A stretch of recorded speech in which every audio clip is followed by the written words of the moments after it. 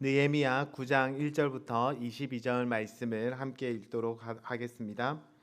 그달 스무나흘 날에 이스라엘 자손이 다 모여 금식하며 굵은 배 옷을 입고 티끌을 무릅쓰며 모든 이방 사람들과 절교하고 서서 자기의 죄와 조상들의 허물을 자복하고 이날의 낮 4분의 1은 그 제자리에 서서 그들의 하나님 여호와의 율법책을 낭독하고 낮 4분의 1은 죄를 자복하며 그들의 하나님 여호와께 경배하는데 레위 사람 예수아와 바니와 감미엘과 스바냐와 분니와 세레바와 바니와 그나니는 단에 올라가서 큰 소리로 그들의 하나님 여호와께 부르짖고 또 레위 사람 예수아와 감미엘과 바니와 하삼느야와 세레바와 호디야와 스바냐와 부다히아는 이르기를 너희 무리는 마땅히 일어나 영원부터 영원까지 계신 너희 하나님 여호와를 송축할지어다.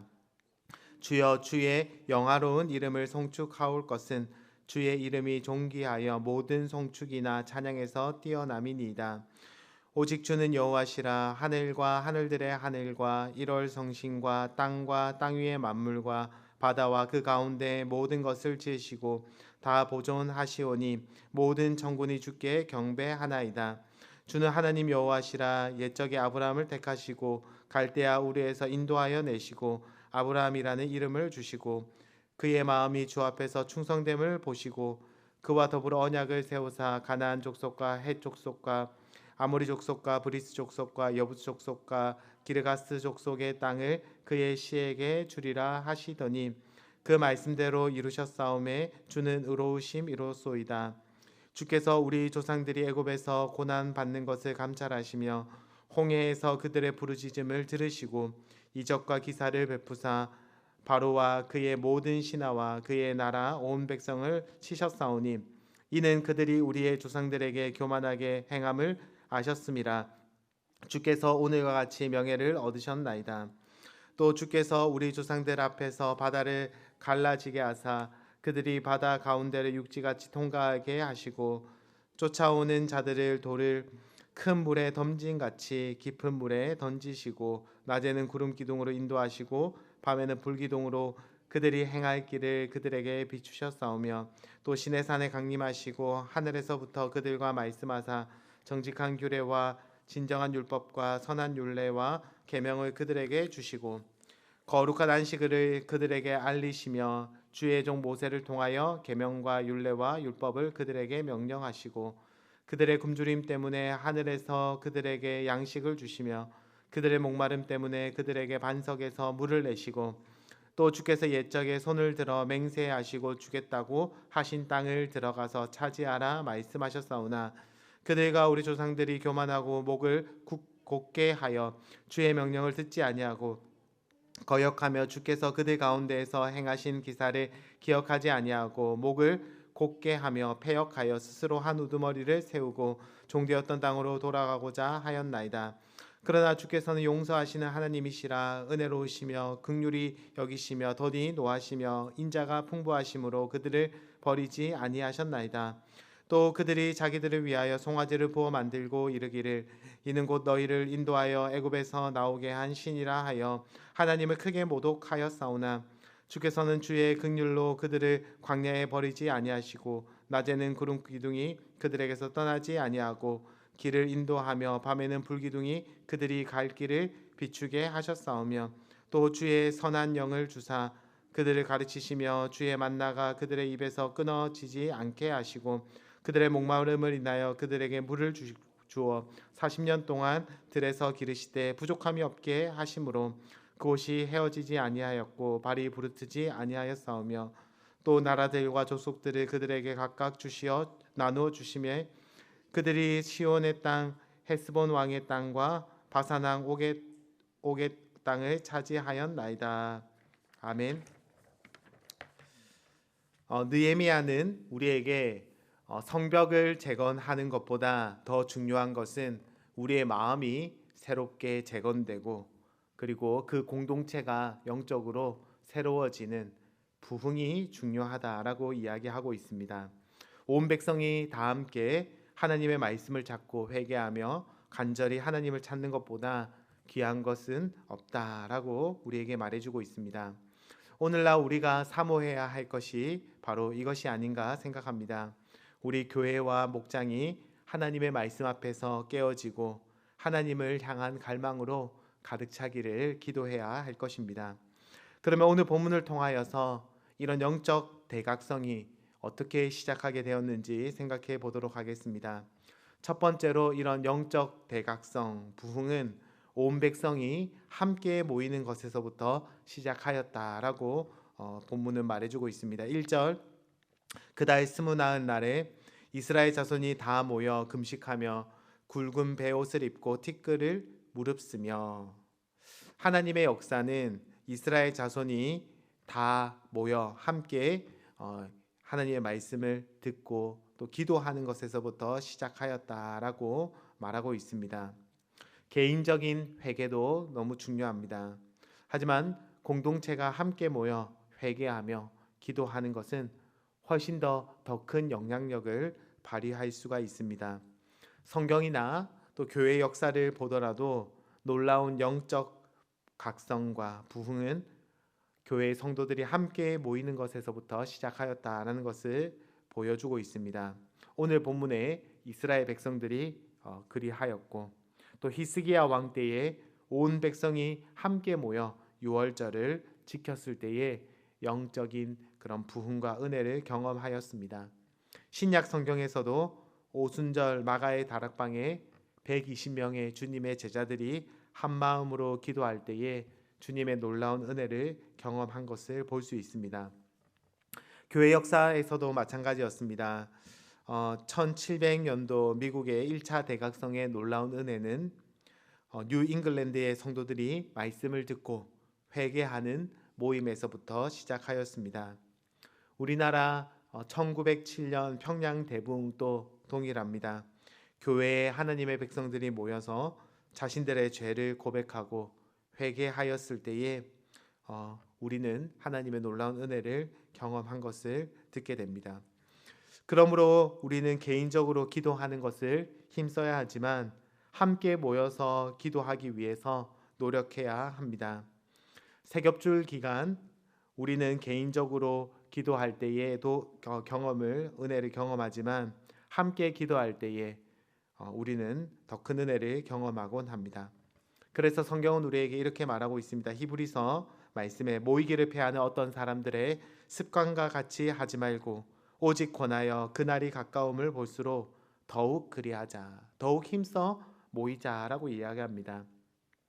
사실 요즘 현대인처럼 분주하고 바쁜 삶을 살아가는 사람들도 없을 것입니다. 그럼에도 불구하고 우리는 모이기에 힘써야 합니다. 함께 모여서 예배하고 함께 모여서 말씀을 듣고 함께 모여서 기도하는 그런 것에 우리의 마음을 쏟을 때에 우리 공동체가 하나님의 은혜를 경험하게 되는 것입니다. 둘째로 참된 부흥은 주님의 말씀 앞에 설 때에, 주님의 말씀을 들을 때에 가능합니다. 3절 말씀에 이날에 낮 4분의 1은 그 제자리에 서서 그들의 하나님 여호와의 율법책을 낭독하고 낮 4분의 1은 죄를 자복하며 그들의 하나님 여호와께 경배하는데. 느헤미야 성경에 나오는 부흥에 있어서 절대 빠뜨릴 수 없는 것이 바로 말씀 사역입니다. 하나님의 말씀을 듣고 그 말씀에 자기의 모습을 비춰보는 것에서부터 하나님의 은혜가 부어집니다. 하나님의 은혜는 말씀 앞에 자신이 얼마나 비참한 자인지 보는 것에서부터 시작합니다. 말씀이라는 거울을 보지 않으면 우리는 우리가 얼마나 큰 죄인인지, 얼마나 허물이 많은지, 그리고 얼마나 세상을 사랑하고 하나님을 사랑하지 않는지 볼 수 없습니다. 그저 나는 괜찮은 사람이라고 착각하며 살아갈 가능성이 큽니다.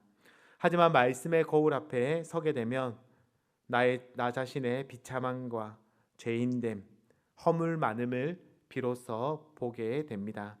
은혜 받을 자격이 없다라는 고백을 말씀 앞에서 할 수밖에 없는 것입니다. 그런 가난한 마음 가운데, 그런 회개하는 심령에, 그런 낮은 마음에 하나님의 은혜가 부어지는 것입니다. 은혜는 물과 같아서 높은 곳에 절대 머물지 않습니다. 높은 마음 가운데는 하나님의 은혜가 머물지 않습니다. 하지만 낮은 마음을 가진 자에게는 항상 은혜가 머물게 됨을 우리가 기억해야 합니다. 그렇다면 이스라엘 백성이 들은 말씀의 내용은 무엇입니까? 간단하게 살펴보면은 첫 번째로 하나님은 크고 높고 위대하신 분이다라는 것을 이스라엘 백성들이 듣게 되었습니다. 5절 말씀 중간에 보시면 주여 주의 영화로운 이름을 송축하올 것은 주의 이름이 존귀하여 모든 송축이나 찬양에서 뛰어남이니이다. 오직 주는 여호와시라. 하늘과 하늘들의 하늘과 1월 성신과 땅과 땅 위의 만물과 바다와 그 가운데 모든 것을 지으시고 다 보존하시오니 모든 천군이 주께 경배하나이다. 오늘 말씀은 하나님이 얼마나 크고 높고 위대하신 분인지 찬양하고 있습니다. 그분은 온 세상을 창조하시고 다스리시는 만군의 여호와이십니다. 둘째로 그 하나님의 부르심에 대한 말씀을 듣게 됩니다. 그렇게 크고 높고 위대하신 하나님께서 작고 자랑할 것 없는 아브라함을 택하시고 부르셨습니다.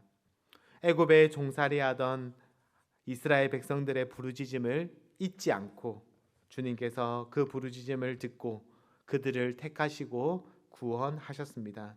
하나님의 백성이 될 자격이 없는, 조건이 되지 않는 그런 자들에게 하나님의 백성으로 그렇게 삼아주신 놀라운 은혜를 오늘 본문은 말하고 있습니다. 이처럼 크고 위대하신 창조주께서 이스라엘을 하나님의 백성으로 삼아 주셨습니다. 그런데 이스라엘 백성들은 그 하나님께 감사하고 그분의 말씀에 순종하기보다는 오히려 거만하고 완고해져서 하나님을 거부하고 대적하였습니다. 16절 말씀에 그들과 우리 조상들이 교만하고 목을 곧게 하여 주의 명령을 듣지 아니하고 거역하며 주께서 그들 가운데서 행하신 기사를 기억하지 아니하고 목을 곧게 하며 패역하여 스스로 한 우두머리를 세우고 종되었던 땅으로 돌아가고자 하였나이다. 그런 완악하고 범죄한 이스라엘 백성들을 하나님께서 어떻게 대하십니까? 세 번째로 주시는 말씀은 하나님의 사랑과 긍휼하심에 대한 말씀을 이스라엘 백성들이 듣게 됩니다. 17절 이어지는 말씀을 보시면은 그러나 주께서는 용서하시는 하나님이시라.